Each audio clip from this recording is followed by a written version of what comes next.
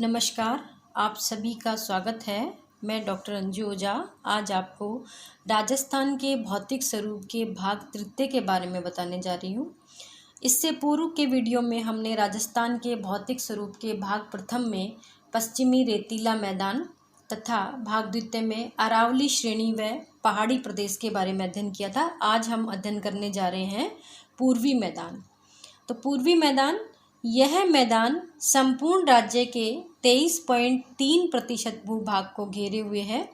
पश्चिमी सीमा अरावली के पूर्वी किनारे द्वारा उदयपुर के उत्तर तक और इससे आगे उत्तर में 50 सेंटीमीटर की समवर्षा रेखा द्वारा निर्धारित होती है। मैदान की दक्षिणी पूर्वी सीमा विंध्यन पठार द्वारा बनाई जाती है। इस मैदान के अंतर्गत चंबल बेसिन की निम्न भूमियाँ जैसे बनास का मैदान और मध्य नदी अथवा छप्पन का मैदान आदि स्थित है।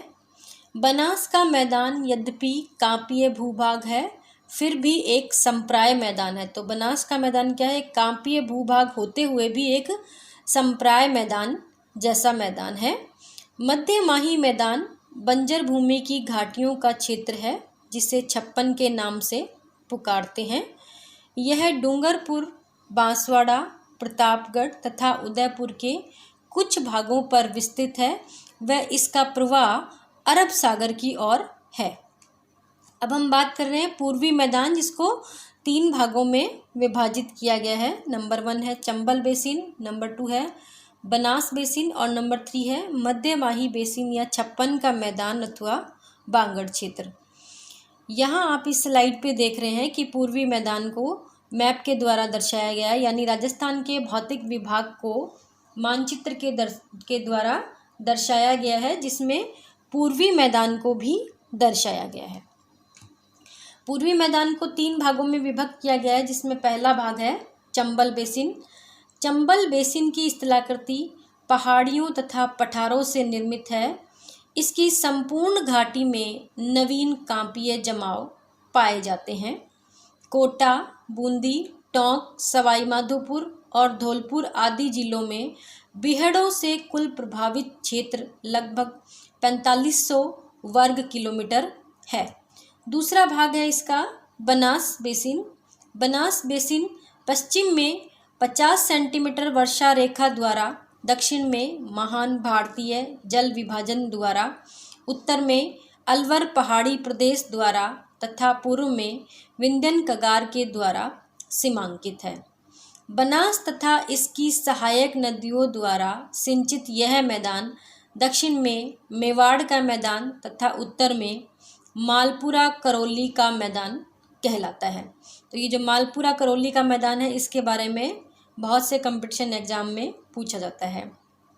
मेवाड़ मैदान बनास नदी तथा इसकी सहायक नदियों जैसे खारी, सोड्रा, मोसी और मोरेल तथा बेडच, बजासिन और गोलवा से सिंचित है। यह बेसिन उदयपुर के पूर्वी भागों, पश्चिमी चित्तौड़गढ़, भीलवाड़ा, टोंक, जयपुर, पश्चिमी सवाई माधोपुर और अलवर के दक्षिणी भागों में विस्तृत है। इस मैदान का ढाल धीरे धीरे उत्तर व उत्तर पूर्व की ओर कम होता जाता है। इसकी औसत ऊंचाई 280 मीटर से 500 मीटर है। इसके उच्च भूभाग टीलेनुमा है, जिनके कारण इसे पिडमोंट मैदान भी कहा जाता है।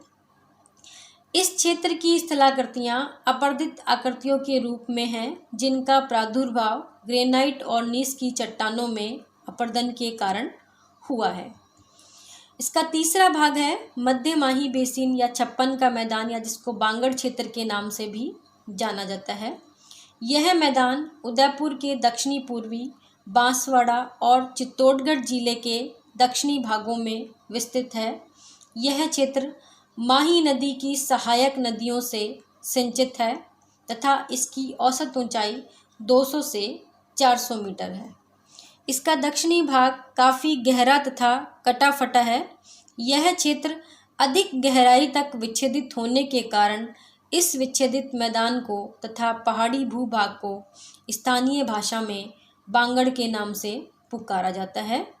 बांगड़ में बांसवाड़ा व डूंगरपुर के पहाड़ी भूभाग तथा विच्छेदित मैदान को सम्मिलित किया जाता है तथा प्रतापगढ़ और बांसवाड़ा के बीच में 56 ग्राम समूह स्थित है, इसलिए इसे 56 के मैदान के नाम से भी जाना जाता है।